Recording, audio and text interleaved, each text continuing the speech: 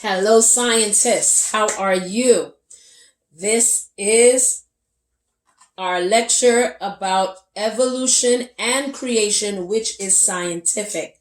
We've reviewed this. If you look at my previous videos, I'd encourage you to look at this and I will go through some other, the other videos. We'll review those again shortly because everything goes together. Now, I did say that we were going to see a video, so at this time, I'm going to present that video to you. Further up you go, the younger the rocks are and the younger the fossils are, and that's supposedly how it works. But the question is that really true? Or can these types of things form very quickly under the right conditions?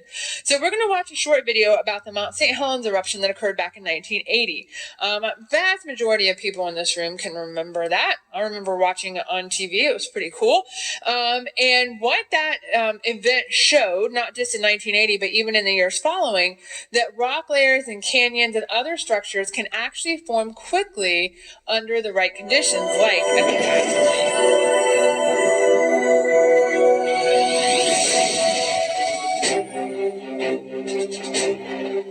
On May 18, 1980, Mount St. Helens, located 95 miles south of Seattle, Washington, erupted. The eruption was triggered by an earthquake centered beneath the mountain that measured 5.1 on the Richter scale.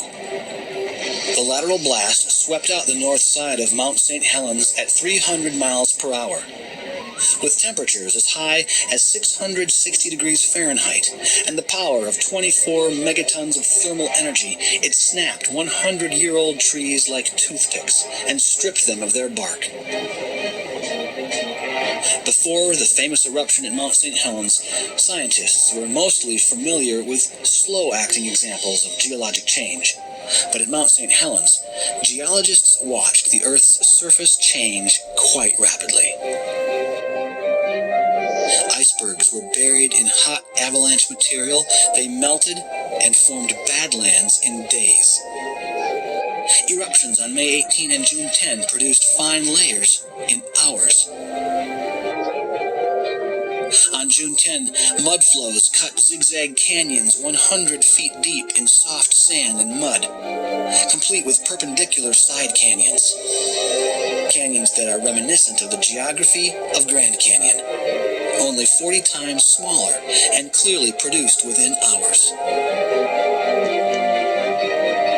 Mud flows over the following decade cut hundreds of feet into solid rock in just days of cutting time. Fallen trees formed a log mat on the surface of Spirit Lake and dropped bark to the bottom of the lake, accumulating up to 3 feet of bark peat in just a couple years. And vertically floating logs sinking to the bottom of the lake resulted in buried trees in only a decade, similar to the trees of Yellowstone's fossil forest, which are also buried in volcanic layers. Even though Mount St. Helens is a very small catastrophe compared to the flood or the major catastrophes immediately following the flood, it provides a better clue to what happened in those times than the slow geologic processes which are most commonly seen in the present.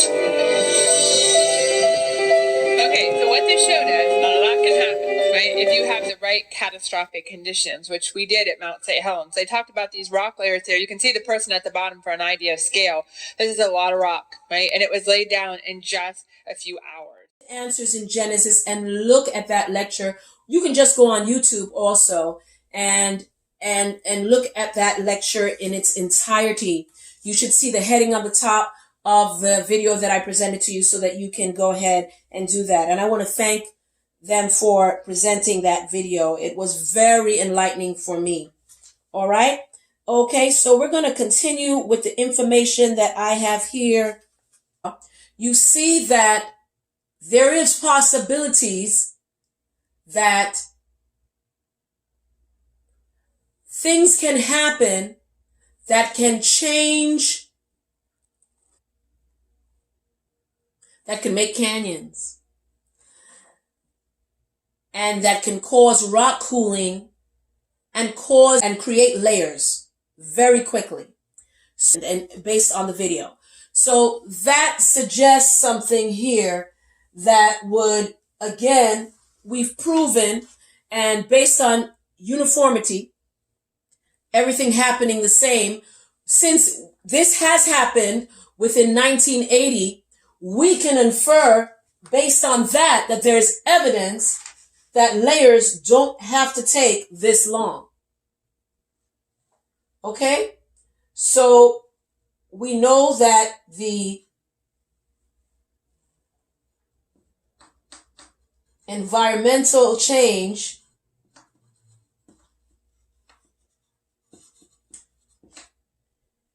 is evidence that would suggest that it didn't take this long for something like this to happen. So this is one of them. And environmental tests definitely prove that. Okay, and we do, and geologists have to admit that that is possible. Okay, so I'm going to go ahead and read. Okay?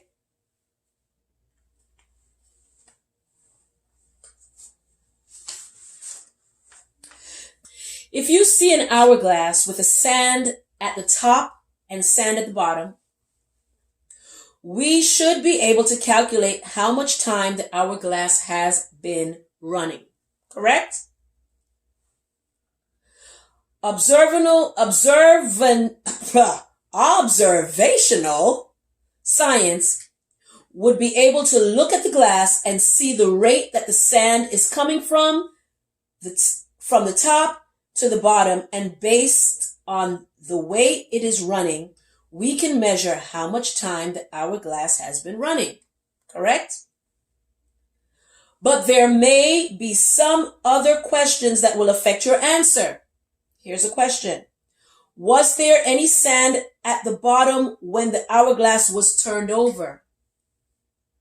Has any sand been added or taken out of the hourglass? Has the sand always been falling at a constant rate? Since we did not observe the initial conditions when the hourglass started, and we haven't watched the sand all the time since then, we must make assumptions. We must make assumptions that all three of those assumptions can affect. We must make assumptions. And we must admit that all three of those assumptions can affect our time calculation. All scientific time calculations are based on present information and assumptions about the past. Radioisotopes don't come with a label. Fossils and bones don't come with labels. So you must interpret them based on assumptions. If you have wrong assumptions, you'll have wrong conclusions. Before secularists looks at the information, they assume 1 million millions of years. They assume the Bible is wrong. They assume miracles cannot happen. They assume there was no global flood. They assume things with only natural processes before them. They engage the evidence. They are not being neutral. That is a creationist view of what is happening and what our society is now living by, indoctrinated to believe. No neutrality. The evidence does not speak. Man is speaking. So that being said, even a radiometric dating worked perfectly, it would not prove millions of years because it will be based on faulty secular assumptions. And that's what drives their faulty interpretations. That is the summation from a creationist. Okay? So with that in mind, my next lecture will show you some